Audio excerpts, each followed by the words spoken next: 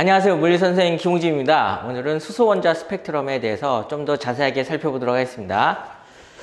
그 전에 저번 시간에 이제 보어의 원자 모형을 했었죠. 그래서 보어의 원자 모형을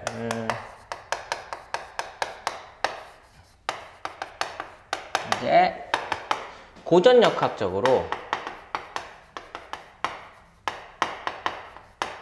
분석을 한번 해보도록 하겠습니다. 고전역학적 분석이 뭐냐면은 말이 거창한데 힘하고 에너지 있잖아요. 그걸로 분석한다는 겁니다. 한번 보시죠. 그래서 처음에는 힘으로 한번 볼게요. 그러면은 이렇게 전자가 어디를 돌고 있는 거죠? 원자 핵을 돕니다. 아무 얘기 없으면 그냥 수소 원자라고 생각을 하시고요. 예. 근데 여기에는 양성자가 하나 있습니다. 수소 원자에는. 그래서 플러스 2라고 하고요. 전자는 마이너스 2가 있습니다. 그럼 둘 사이에는 전기적인 인력이 있습니다. 전기력이 작용을 하죠. 근데 제가 예전에 등속 원운동에서 얘기를 했듯이 여기서는 전기력이 등속 원운동의 원인이 되는 힘인 구심력의 역할을 한다는 거죠. 그래서 이러한 관계식이 있는데 이거를 좀 더 수학적으로 표현을 해보면은 전기력은 어떻게 되죠? 쿨롱의 법칙이 있었죠. 그 다음에 두 전하의 곱입니다. 그리고 하나 플러스고 하나 마이너스가 되고요. 이 마이너스가 의미하는 거는 전기적인 인력을 의미합니다. 그리고 여기 2는 기본 전하량이라고 했어요. 전자가 가진 기본 전하량이고요. 양성자도 똑같은 전하량을 갖습니다. 1.6 곱하기 10의 마이너스 19승 쿨롱이 되는 거죠. 그래서 이러한 전기력을 갖는데 이게 구심력하고 같거든요. 근데 구심력은 어떻게 되죠? F는 ma에서 질량 곱하기 구심 가속도인데 요게 구심 가속도입니다. 이것에 대한 자세한 내용은 이제 물리2에서 배우고요. 네. 구심 가속도가 이제 질량이 곱해져서 구심력이 되는데 얘도 마이너스가 붙습니다. 원칙적으로. 왜 마이너스가 붙냐? 이 마이너스는 이제 복원이 된다는 그 내용입니다. 그래서 복원력의 한 종류다. 이렇게 생각하시면 돼요. 얘가 이렇게 한 바퀴 돌았을 때 다시 원위치로 오죠. 예, 그래서 복원이 된다는 의미로 마이너스가 붙습니다. 속도는 이쪽으로 가고요. 그래서 이러한 관계식이 하나 나오는데 이 관계식을 어떻게 하면 돼요? 이제 정리하면 됩니다. 그래서 요거 없애면은 반지름도 하나 없어지고요. 그래서 따라서 mv의 제곱은 여기죠? r분의 2의 제곱이다. 이러한 식이 나오는데요. 우리야 이제 이게 수소 원자에서 이제 벌어지는 일이라고 알지만 요 식만 놓고 본다면은 우리가 수소 원자에서 일어나는지는 잘 모르는 겁니다. 그럼 어떻게 해야 될까요? 요때 반지름이 수소 원자에서 사용하는 반지름이라는 거를 우리가 표현을 해줘야 됩니다. 그래서 혹은 이 속도가 저 전자가 도는 속도다. 뭔가 근거가 있어야죠. 수소 원자에서 벌어지는 일이라는 근거가 있어야 되기 때문에 우리가 보어의 원자 모형에서 배운 양자 조건을 이용합니다. 그럼 양자 조건은 뭐냐? 얼마였었죠? 뭐 외울 필요는 없고요. 이런 게 있었다는 것만 알면 됩니다. 이런 식이 있었죠. 예, 그래서 가군동량이 양자가 된다. 뭐 이렇게 했었는데 여기서 이제 속도를 소구를 할 거예요. 속도는 어떻게 되죠? 2파이의 mr의 nh죠. 요거를 여기다가 대입을 할 겁니다. 대입을 하면 어떻게 되죠? 이렇게 됩니다. m 곱하기 n의 제곱 h의 제곱에 4파이의 제곱 m의 제곱 r의 제곱이 k r분의 2의 제곱이죠. 그래서 m은 하나 지워지고요. r도 하나 지워지네요. 그러면 이제 r이 남죠. 그래서 따라서 r은 어떻게 됩니까? 예, 넘어오고, 예. 4파이의 제곱에 n 곱하기 k2의 제곱에 그 다음에 h 제곱이고 곱하기 n의 제곱입니다. 요것들을 한번 살펴보면은 얘네 전부 일정하죠. 이거는 전자의 질량입니다. 전자의 질량이고요. 예. 전자의 질량의 쿨롱 상수의 기본 전하량의 제곱, 그 다음에 플랑크 상수죠. 놀랍게도 전부 일정합니다. 예. 일정하고, 그 다음에 얘가 의미하는 게 뭐죠? 정수배네요. 정수배라는 건 뭘 의미하죠? 예, 양자화를 의미합니다. 양자화를 의미하니까 여기에다가 뭘 붙여요? 정수라고 하는 첨자를 붙입니다. 그래서 이 결론은 뭐냐면은 따라서 수소 원자 궤도 반지름도 특정 값만 가진 그렇게 양자화 되는 거다. 왜? 정수배의 제곱이니까요. 예. 이렇게 돼 있는 겁니다. 그래서 뭐에 비례해요? R에는 N의 제곱에 비례한다. 그래서 처음에는 가깝지만 첫 번째 궤도는 두 번째 궤도, 세 번째 궤도는 반지름이 굉장히 커지는 겁니다. 이 식으로 본다면은 이게 바로 보어의 원자 모형을 힘으로 분석한 겁니다. 그러면은 첫 번째는 힘으로 했고 이번에는 에너지로 한번 분석을 해보겠습니다. 예.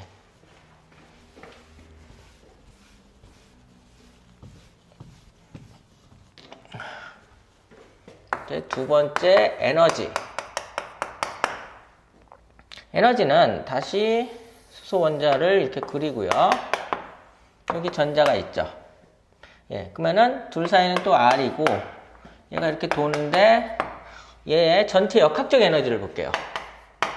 역학적 에너지는 어떻게 돼요? 당연히 운동 에너지 플러스 포텐셜 에너지인데 여기서는 전기적인 포텐셜 에너지가 들어가야 됩니다.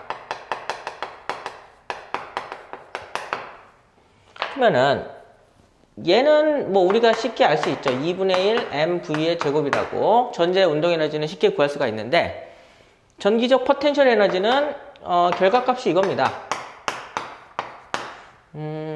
원래 포텐셜 에너지는 어떻게 구하죠? 예, 여기에다가 기준점에서 임의의 지점까지 예, 보존력을 위치의 함수로 적분하는 거죠.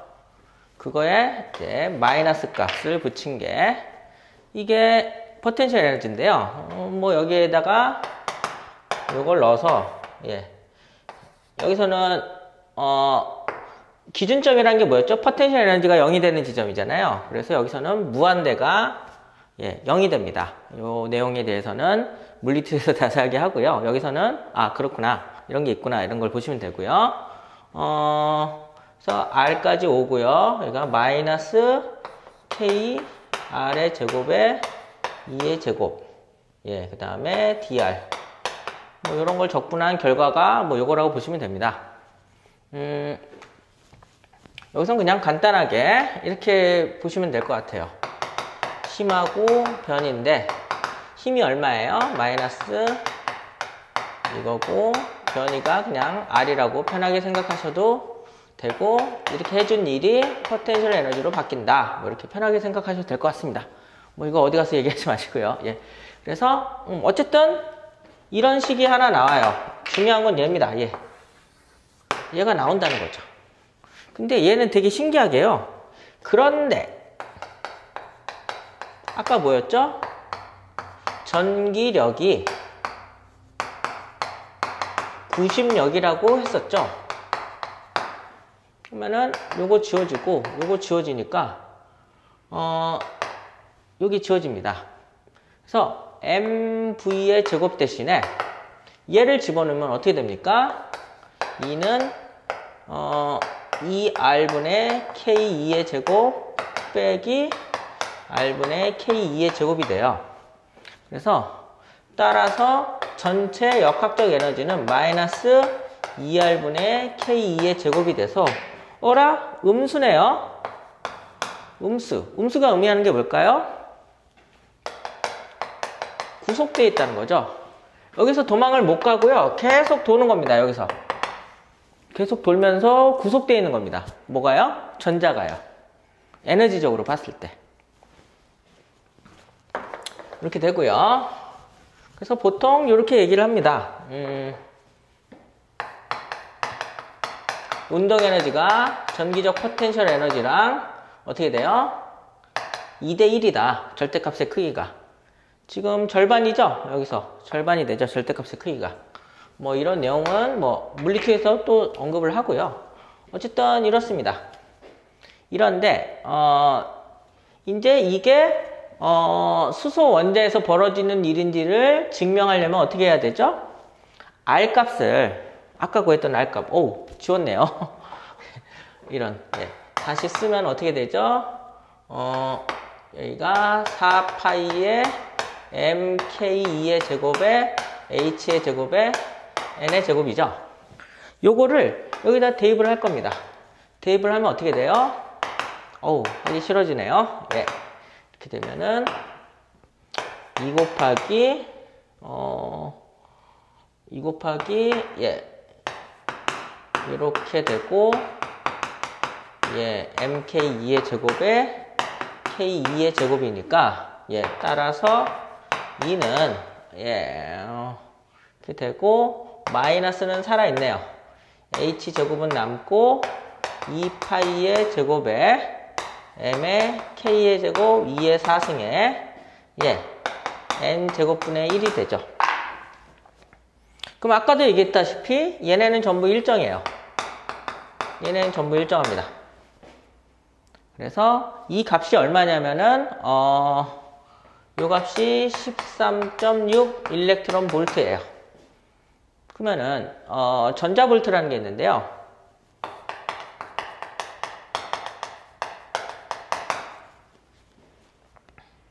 요거는 좀 이따 할게요. 예, 요걸 정리를 하고 그 다음에 여기가 뭐죠? N제곱분의 1이니까 어쨌든 정수랑 관계가 있죠. 정수배랑 관계수는 뭐라고요? 양자화 됐다고요. 누가 양자화 됐습니까? 역학적 에너지가. 그래서 이 식을 다시 쓰면 이렇게 됩니다. 따라서 이 N은 마이너스 N제곱분의 13.6 일렉트론 볼트가 되고요.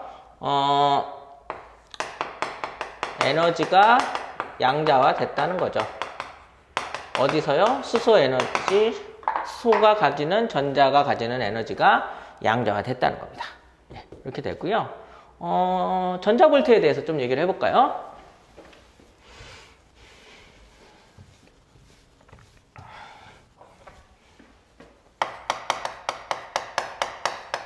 전자볼트, 일렉트론 볼트 이렇게 되는데요.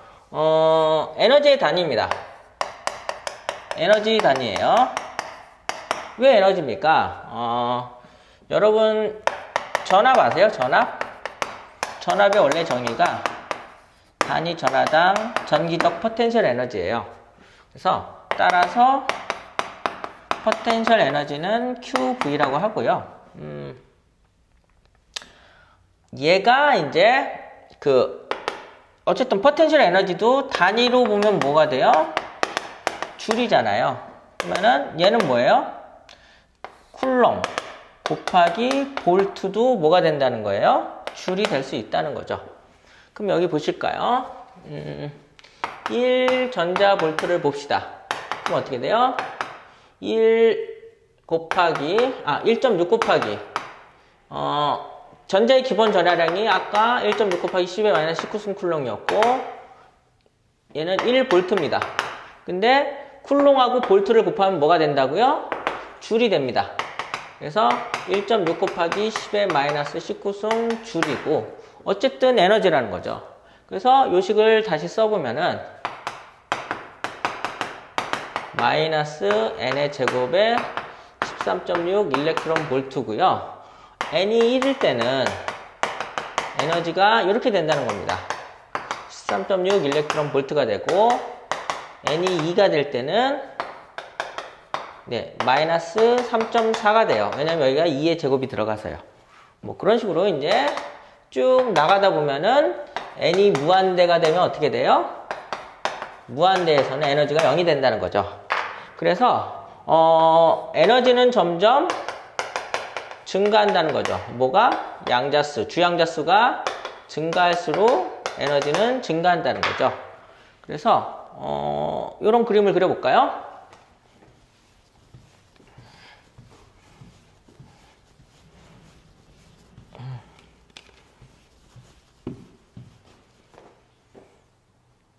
이런 그래프가 있습니다. 이렇게 할까요?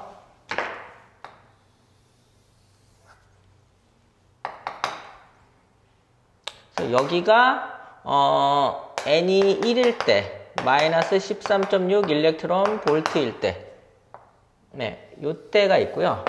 그 다음에 그거보다 큰 n이 2일 때 마이너스 3.4 일렉트론 볼트. 그 다음에는 뭐 n이 3이고 n이 4고 뭐 쭉쭉쭉 가다가 n이 무한대가 됐을 때는 0이 되는 뭐 이런 그래프들이 뭐 그려질 겁니다. 그러면은 저번에도 얘기했었죠. 예, 그래서 여기 있는 전자는 어떻게 돼요? 여기 이제 자유전자인 거죠. 그리고 여기가 에너지가 제일 적기 때문에 에너지를 공급하면 어떻게 돼요? 특정 에너지만큼을 받았을 때는 위에 궤도나 껍질로 이렇게 갈 수 있다고 했었죠. 뭐 이런 식으로 점점 줄어듭니다.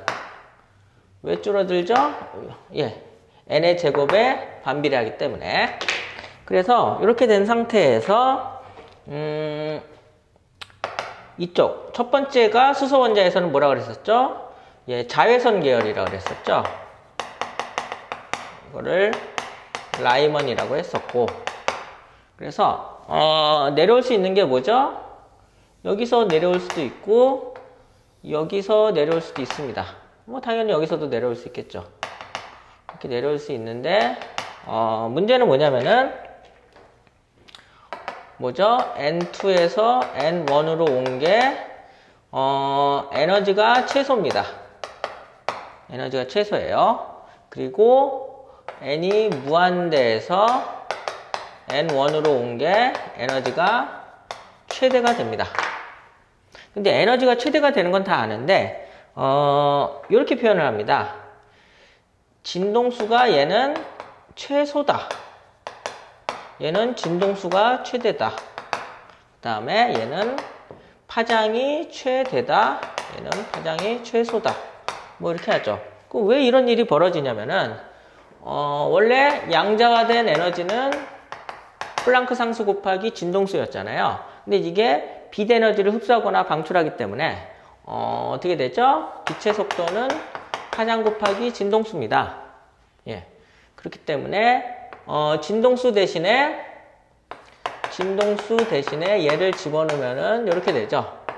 따라서 에너지는 람다분의 hc죠. 그래서 에너지가 크면 파장이 작은 거고요. 에너지가 작으면 파장이 큰 겁니다. 일단 플랑크 상수랑 광속은 변하지 않으니까요. 그래서 이렇게 되고요. 어쨌든 얘네는 자외선이고요. 근데 여기를 볼까요? 여기는 어떻게 되죠? 여기서 떨어지는 애도 있지만, 뭐 여기서 떨어지는 애도 있고, 여기서 떨어지는 애도 있지만, 여기서 떨어지는 애도 있습니다. 그래서 얘는 뭐죠? N3에서 N2로 온 애가 에너지가 제일 작아요. 얘는 뭐죠? 가시광선입니다. 이게 발머 계열이라고 그랬었죠.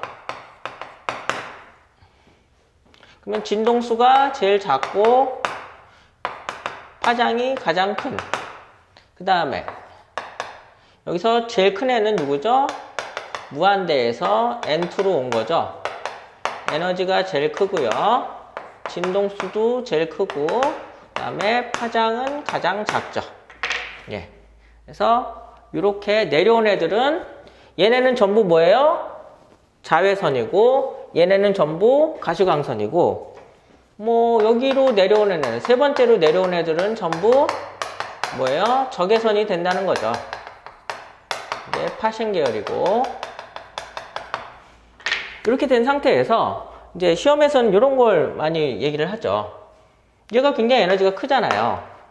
얘가 굉장히 에너지가 작으니까 그래서 이렇게 묻습니다. n이 무한대에서 2로 간 빛이 즉 에너지가 얘보다 n이 2에서 1로 간 애보다 크지 않냐 뭐 이렇게 물어보는데요. 크지 않습니다. 무조건 어떻게 돼요? 작아요. 무조건 작습니다. 그러니까 얘 최소값이 얘 최대값보다 커요. 왜냐면은 얘는 아무리 에너지가 작아도 자외선이고요. 얘는 아무리 에너지가 커도 가시광선이기 때문에 기본적으로 자외선이 가시광선보다 큽니다. 큰 거예요. 예.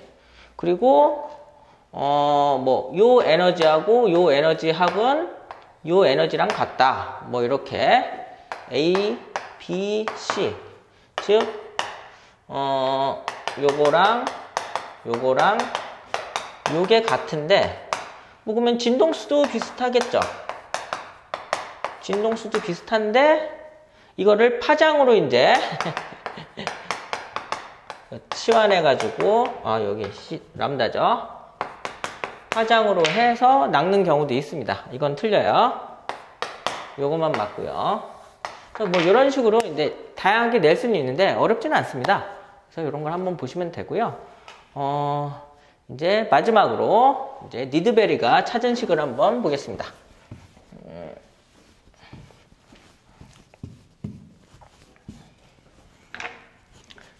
니드베리라는 사람은요, 보어가 저렇게 가정을 해서 찾은 거랑 별개로 관측을 통해서 경험적으로 찾은 식이 있습니다. 보시면 이렇게 됩니다. 이건 파장이에요. 파장분의 니드베리 상수는 m의 제곱분의 1 빼기 n의 제곱분의 1이고요. m이 n보다 큽니다. 예. 이렇게 되고요. 요 식을 찾았고 누가요? 니드베리라는 사람이 실험적으로 찾아서 이때의 상수를 니드베리 상수라고 한 겁니다. 근데 이거는 이 사람이 실험적으로 찾았는데 나중에 보어의 진동수 조건하고 같아집니다. 진동수 조건이 뭐였죠? 진동수 조건은 나중에서 처음을 뺀 게 HF죠. 예. 그래서 보면은 그 n 값이 큰 겁니다. 그래서 2의 n 빼기 2의 m 이게 HF인데 아까 HF는 어떻게 바꿀 수 있다고 그랬었죠? 이렇게 바꿀 수 있다고 그랬었죠. 람다분의 HC고 얘네는 얼마예요? 마이너스 n제곱분의 13.6 일렉트론 볼트고 얘도 빼기면 더하기죠. 그러면 m제곱분의 13.6 일렉트론 볼트가 됩니다. 그래서 요거를 바꿔버리면 어떻게 돼요? 람다분의 1이고 그 다음에 여기가 HC가 들어가고 13.6 일렉트론 볼트가 나오고 그 다음에 m제곱 빼기 요거 요식하고 요식이 절묘하게 매칭이 되고 얘는 얘를 의미하는 겁니다. 이렇게 되는 거고요. 그래서 요거를 요렇게 찾은 사람도 있더라. 이런 걸 보시면 되고요. 그 다음에 이제 스펙트럼의 종류까지만 확인을 하시고 이제 수업을 마치겠습니다. 그래서 스펙트럼은 연속 스펙트럼이 있었죠. 연속 스펙트럼이 있었고 그 다음에 연속 스펙트럼은 뭐였죠? 뭐 이런 식으로 백색광 같은 데에서 계속 나오는 빛이 있었고 그 다음에 선 스펙트럼이 있는데요. 선은 두 가지가 있습니다. 하나는 흡수 스펙트럼이 있고요. 하나는 방출이 있습니다. 흡수는 뭐죠? 그런 백색광이나 이런 빛이 어디로 지나가요? 저온 기체를 지나갔을 때 저온 기체에서 일부 빛들을 흡수하는 거죠. 그래서 보기에는 백색광하고 그 연속 스펙트럼하고 비슷한데 문제는 뭐예요? 일부 구간이 이렇게 흡수된 모습을 나타내는 게 바로 뭐예요? 이게 선 스펙트럼이고요. 방출 스펙트럼은 수소 원자 스펙트럼처럼 그냥 원자가 빛을 방출했을 때 그때 나오는 그런 선 모습을 나타내는 게 바로 방출 스펙트럼입니다. 그래서 이걸 가지고서 이제 수소 원자의 모형에다가 대입을 해서 문제가 많이 나오는데요. 그것에 대한 실전 문제는 다음 시간에 하도록 하겠습니다. 네, 감사합니다.